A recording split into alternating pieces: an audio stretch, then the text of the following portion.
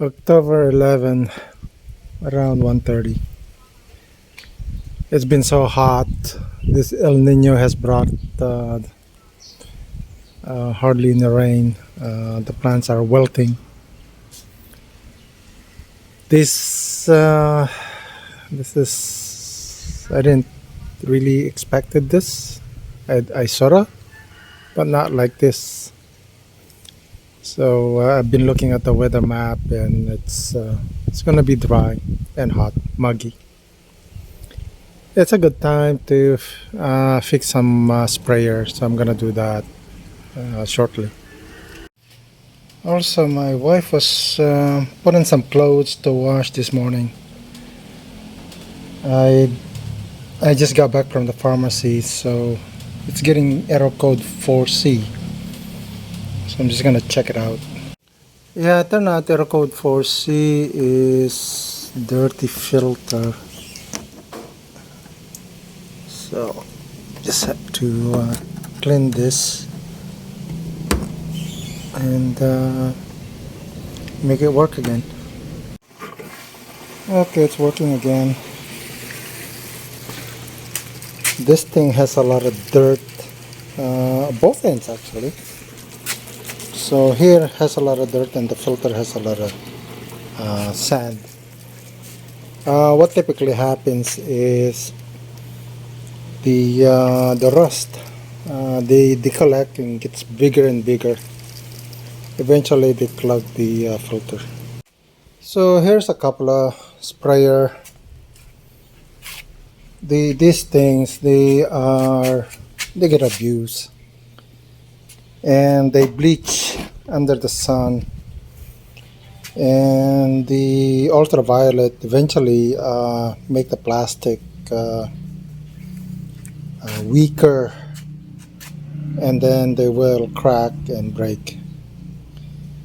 I think these are slightly over 2 years, so give this 2 years and then you'll have to get a new one. The pump are no good. I'm just gonna replace the pumps, just the pump motor. Well, it's a little bit disturbing when people tend to mess around with the wirings. I don't understand it. Now I have to reverse engineer the wirings to get this working. So I find these type of things that they're doing to be frustrating to fix. So they just hack and do whatever they like. I call it estibis. So now I have to figure out how this thing is wired. Find a minute. I'm just gonna open the other one. So look like this one I did in the past, since I've been using this.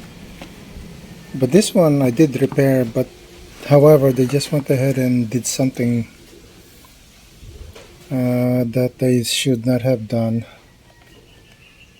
And this, they took up the clip on. Anyway, I'll be using this as a basis to get the wiring for this one. So I'm just simply going to repair this, remove and replace it with a much powerful pump. So what I'm going to do is swap this with this one. The specification here is 6 liter per minute, 6 amps. This one is 3.6 liter per minute, 3 amps. So the guys were complaining that the pumps are not powerful enough, and that has to do with the motor. So I'm just gonna swap. Okay, well this one is done. I had to redo the wiring. Put this heat shrink using the merits is not good. They tend to rust. So rather than wait for them to fail, I just solder the wires directly. This one I installed the motor. The wiring is a little bit messed up. I'm kind of needing to reverse engineer the wiring to figure out what is what. Just sadly, these guys tend to mess around with the wiring, so now I have to spend a few brain cells to figure out and sort out the wires again. Fun a minute. This particular sprayer has a fuse, so this right there is a fuse. I had to tone it out, so it's fused. I don't know what the amp is.